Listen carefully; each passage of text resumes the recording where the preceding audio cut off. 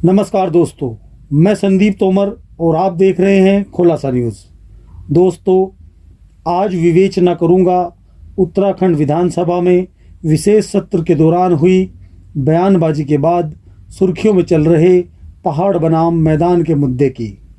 लेकिन बात को आगे बढ़ाऊं उससे पहले पर्वतीय और मैदानी दोनों क्षेत्र के लोग सुन लें। तुम ही तुम हो तो क्या तुम हो, और हम ही हम हैं तो क्या हम हैं, साथ चलने में ही दम है। जब तक इस बात को पूरे उत्तराखंड के लोग नहीं समझेंगे, तब तक रजत जयंती पर चाहे लाख कार्यक्रम आयोजित कर लें, असल विकास पथ पर हम आगे नहीं बढ़ पाएंगे और यह आगे बढ़ना मुश्किल ही रहेगा। मुद्दे की बात करें तो सूत्र के अनुसार विधानसभा में हुई बयानबाजी कोई आकस्मिक घटना नहीं, बल्कि भाजपा की सोची समझी राजनीतिक रणनीति का हिस्सा बताई जा रही है। 2027 के विधानसभा चुनाव नज़दीक हैं और इस बीच उत्तराखंड क्रांति दल का प्रभाव खास तौर पर पहाड़ी इलाकों में तेजी से बढ़ रहा है।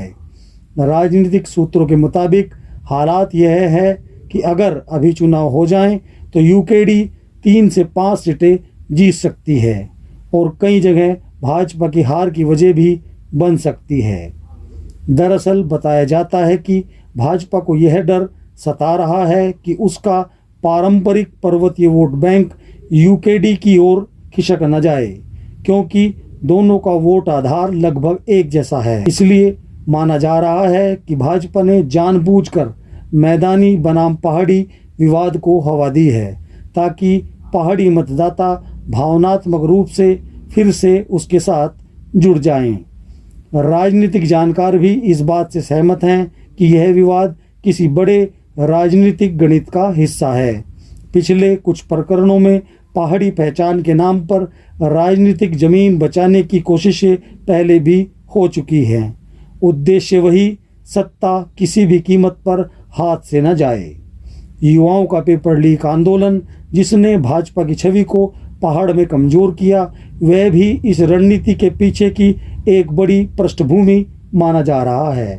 हालांकि प्रेमचंद अग्रवाल प्रकरण में पार्टी ने कार्रवाई की, पर उनके कथित बयानों से पर्वतीय समाज में गुस्से की गूंज दूर तक सुनाई दी।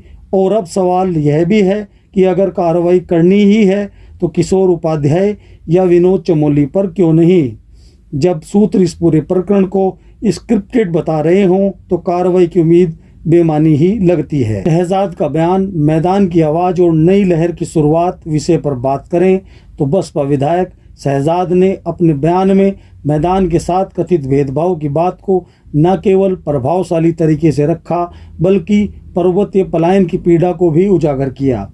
टिहरी विस्थापितों वाले हिस्से को छोड़ दें तो मैदानी ही नहीं, बड़ी तादाद में पर्वतीय लोग भी उनके बयान की खुलकर तारीफ कर रहे हैं। यहाँ तक कि उक्रांद नेता आशीष नेगी ने भी इस पर अपनी सहमति जताई है, लेकिन उन्होंने टिहरी विस्थापितों वाली उनकी बात को गलत बताया है। निश्चित ही शहजाद अपने बयान के बाद हरिद्वार में हीरो बन गए हैं, लेकिन सवाल ये है कि क्या वह इस उभरी लहर को अपने बूते आगे ले जा पाएंगे। बसपा प्रमुख मायावती पर भाजपा के प्रति नरमी के आरोप लंबे समय से लगते रहे हैं। ऐसे में अगर शहजाद के बयान से मैदान में कोई लहर बनती है और उससे भाजपा को नुकसान होता दिखता है, तो क्या वह लहर आगे बढ़ने दी जाएगी?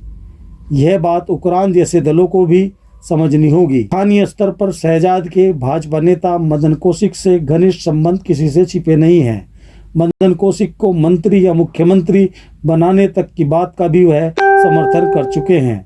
अब चाहे इसे स्क्रिप्ट का हिस्सा कहा जाए या व्यक्तिगत राजनीति का परिणाम, इतना तय है कि शहजाद ने मैदान में एक चिंगारी तो दिखा ही दी है। अब बात करते हैं उस हिस्से की जो सबसे अहम है।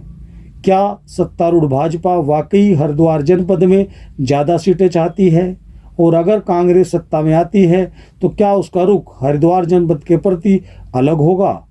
आज भले हरिद्वार में कांग्रेस के पास अधिकतम सीटें हों, पर सवाल यह है कि क्या पहाड़ में बड़े जनादेश की स्थिति में कांग्रेस भी हरिद्वार को विकास की प्राथमिकता सूची में ऊपर रखेगी? इस सवाल का जवाब भविष्य के गर्भ में है। बहरहाल उत्तराखंड बनने के बाद हरिद्वार को 11 विधायक सीटें मिली। क्या उत्तर प्रदेश में रहते ऐसा संभव था?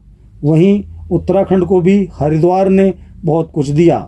बड़े राजस्व समेत हरीश रावत, डॉक्टर निशंक और त्रिवेंद्र सिंह रावत जैसे 3 सांसद इसी जनपद की देन हैं।